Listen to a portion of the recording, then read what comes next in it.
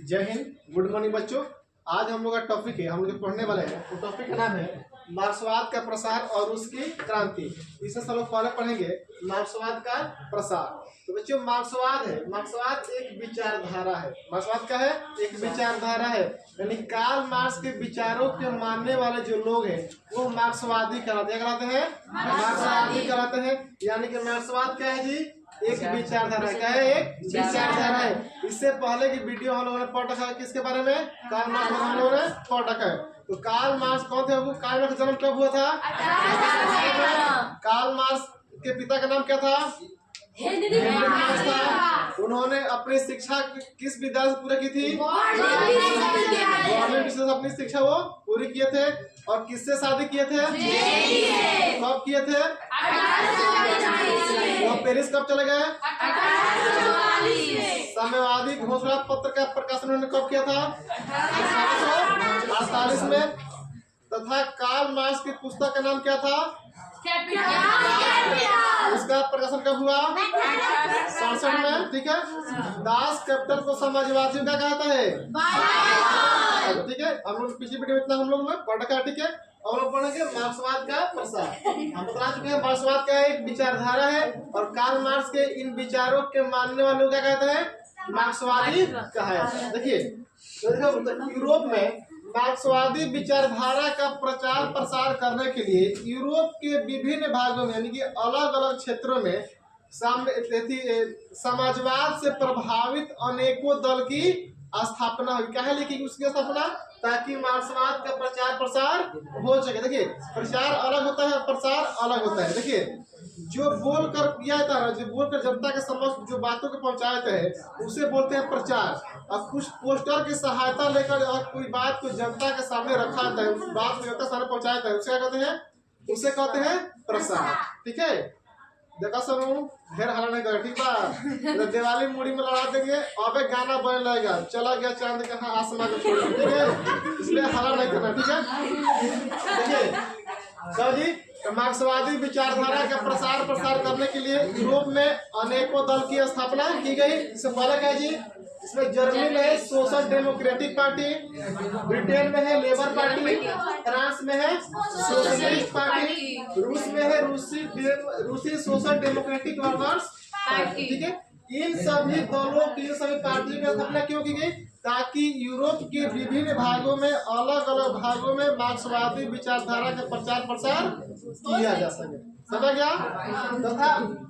तथा Karl Marx के प्रयास से सन 1864 कार्ल मार्क्स के प्रयासों से लंदन में प्रथम इंटरनेशनल की स्थापना की गई। प्रथम इंटरनेशनल की स्थापना कब हुई? 1864 में हुई। कहाँ हुई थी? लंदन में हुई थी। किसके प्रयास हुई थी? कार्ल मार्क्स के प्रयासों से हुई थी। देखिए जब थर्ड इंटरनेशनल में जब सभी श्रमिकों को जब एकजुट कर जब बुलाया गया,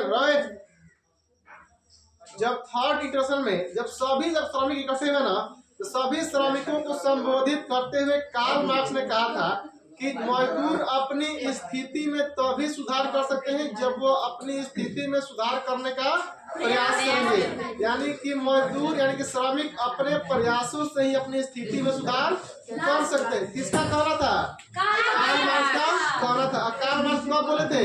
जब 1864 में लंदन में प्रथम इंटरनेशनल की स्थापना हुई थी। उसी बैठक में कार्ल मार्क्स ने श्रमिकों से कहा था कि आप लोग अपने प्रयासों से अपनी स्थिति में सुधार कर सकते हैं। समझ गया? और तब प्रथम इंटरनेशनल में कहाँ हो गई थी? लंदन में। कब हुई थी? 1864। ठीक है। देखिए तथा 1883 में कार्ल मार्क्स की मृत्यु कब हो गई? 1883 में कार्ल मार्क्स की मृत्यु हो गई। इनका जन्म कब हुआ था? 1800। मृत्यु कब हो गई? 1883। अब कार्ल मार्क्स की 1883 में मृत्यु होने के बाद 1889 में पेरिस में दूसरा यानी कि द्वितीय इंटरनेशनल की स्थापना किया गया। इस द्वितीय इंटरनेशनल में यूरोप के विभिन्न भागों के 400 लोगों ने, कितने लोगों ने? वो 400 प्रतिनिधियों ने भाग लिया था। किसमें? द्वितीय इंटरनेशनल में लगभग 400 प्रतिनिधियों ने भाग लिया था। और इस द्वितीय इंटरनेशनल में यह मांग रखी गई कि जो काम के घंटे मजदूरों से अधिक घंटे कराए थे, जो मतलब आठ जो मतलब 8 घंटा का होता है ना काम, उसको लोग 12 घंटा 10 घंटा लोग करवाते हैं। तो इस बैठक में मजदूरों के लिए काम के कितने घंटे के लिए मांग की गई? काम के 8 घंटे के लिए मांग की गई, क्योंकि ताकि मजदूरों से 8 घंटा ही काम लिया जाए। यह मांग किसमें की गई? द्वितीय इंटरनेशनल में। इसकी स्थापना कब हुई थी? 1889 में। कहाँ हुई थी? पेरिस में। ठीक है। तथा इसी बैठक में यह निर्णय लिया गया कि प्रत्येक वर्ष 1 मई को प्रत्येक वर्ष 1 मई को क्या मनाया जाएगा? मजदूर दिवस मनाया गया। यह कहाँ निर्णय लिया गया? द्वितीय इंटरनेशनल की बैठक में निर्णय लिया गया कि प्रत्येक वर्ष 1 मई को क्या मनाया जाएगा? मजदूर दिवस मनाया जाएगा। अब तक पूरे अमेरिका और पूरे यूरोप महादेश में 1 मई कब? 1 मई 1890 को पहली बार क्या मनाया गया? अंतर्राष्ट्रीय मजदूर दिवस मनाया गया। अब क्वेश्चन आता है कि मजदूर दिवस कब मनाया था? 1 मई को। अंतर्राष्ट्रीय मजदूर दिवस पहली बार कब मनाई गई? 1 मई 1890 को। समझ गया? यह था मार्क्सवाद का प्रसार पत्र। ठीक है। अब हम पढ़ेंगे बाबू रूस की क्रांति। क्या है? रूस की क्रांति। देखिए रूस में 2 क्रांतियां हुई थी। कितनी क्रांति हुई थी? 2 क्रांतियां हुई थी। पहली 1905 की क्रांति, दूसरा था 1917 की क्रांति। देखिए 1905 में रूस की जनता ने चाहा कि जो अत्याचारी और जो जारशाही जो शासन है रूस में, रूस की जनता ने सोचा कि इस जारशाही को हम क्या करें? खत्म कर दें। खत्म कर दें। लेकिन जो जार है, जार मतलब होता है रूस में, जार मतलब होता है राजा यानी कि रूस का सम्राट। तो रूस की जनता ने सोचा कि जो अत्याचारी जो राजा है रोमनोव वंश का राजा था, जिसका नाम क्या था? जार निकोलस द्वितीय। तो रूस की जनता ने सोचा कि इस अत्याचारी राजा का क्या करते हम? इसको हम समाप्त कर दे।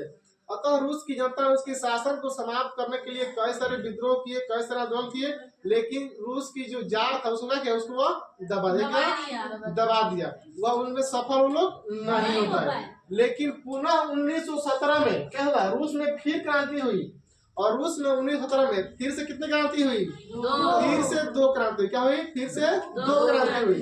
पहली क्रांति रूस की 1917 की पहली क्रांति को फरवरी क्रांति के नाम से होता है।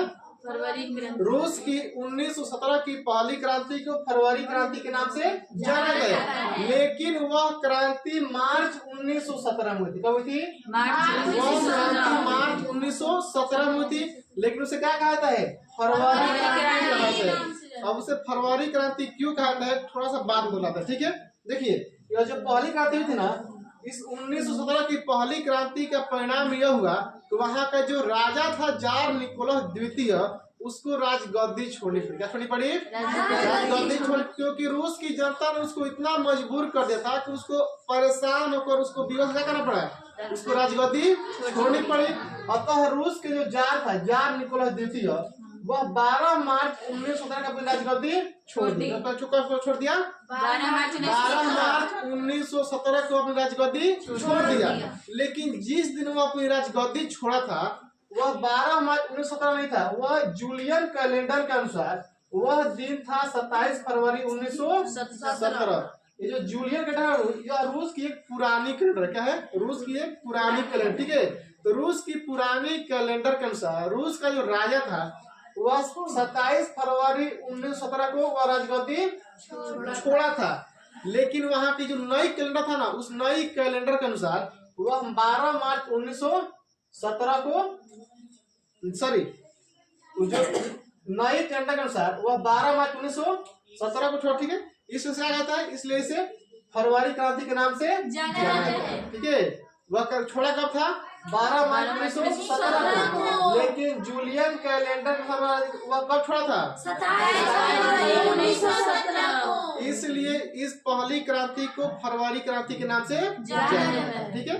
देखिए अब आते हैं हम लोग अक्टूबर क्रांति। देखिए 1917 की जो दूसरी क्रांति है ना, 1917 की दूसरी क्रांति को अक्टूबर क्रांति के नाम से जाना जाता है। लेकिन वह भी अक्टूबर क्रांति कब हुई थी? वो अक्टूबर क्रांति हुई थी 7 नवंबर 1917 को क्रांति हुई थी। लेकिन उसे किस नाम से जाना जाता है? अक्टूबर क्रांति के नाम से जाना जाता है। किसको? 1917 की दूसरी क्रांति को अक्टूबर क्रांति के नाम से जाना जाता है, लेकिन वो हुआ कब था? 7 नवंबर 1917 को। समझ गया? यह देखिए, यह था ग्रेगोरियन कैलेंडर के अनुसार, यानी कि जो ग्रेगोरियन कैलेंडर है वह रूस की नई कैलेंडर है। इस नई कैलेंडर के अनुसार रूस की जो दूसरी क्रांति हुई थी कब हुई थी? 25 अक्टूबर 1917 को हुई थी, लेकिन पुरानी कैलेंडर के अनुसार वो कब हुई थी? 7 नवंबर 1917 को हुई थी।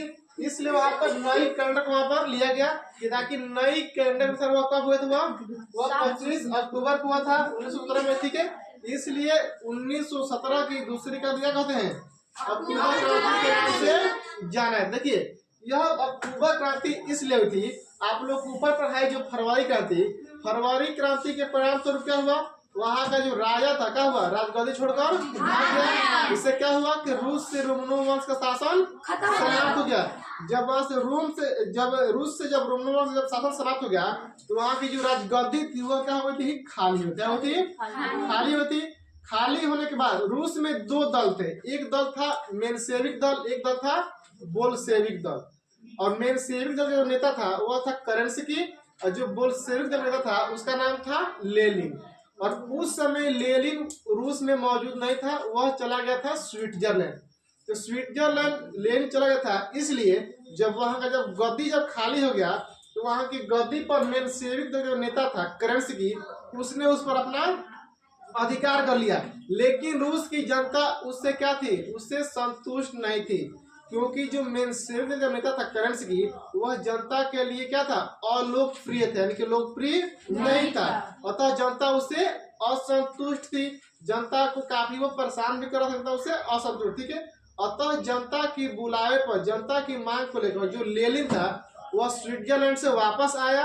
और स्विट्जरलैंड से वापस आने के बाद उसका एक दोस्त था जिसका नाम था ट्राटस्की। क्या नाम था?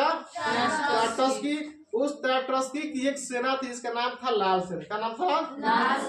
लाल सेना। उस लेनिन ने उस ट्राटस्की की लाल सेना की मदद से, यानी कि ट्राटस्की की मदद से जो मेनसेविक जो नेता था केरेंस्की, उसके हाथ से रूस की राजगद्दी क्या कर ली? छीन ली, और उसको राजगद्दी से वो हटा दिया। अब पुनः किसका उस पर शासन हो गया? बोल्शेविक दल का उस पर शासन हो गया। किसका शासन हुआ? बोल्शेविक दल का उस पर शासन हो गया। इसलिए 1917 की जो दूसरी क्रांति थी अक्टूबर क्रांति, इस अक्टूबर क्रांति को बोल्शेविक क्रांति भी कहा जाता है। क्यों? क्योंकि इस क्रांति के द्वारा रूस में किसकी सरकार आई? बोल्शेविक दल की सरकार आई, इसलिए अक्टूबर क्रांति को बोल्शेविक क्रांति भी कहते हैं। समझ गया? तो दोबारा पर समझा दें? समझ गया ना?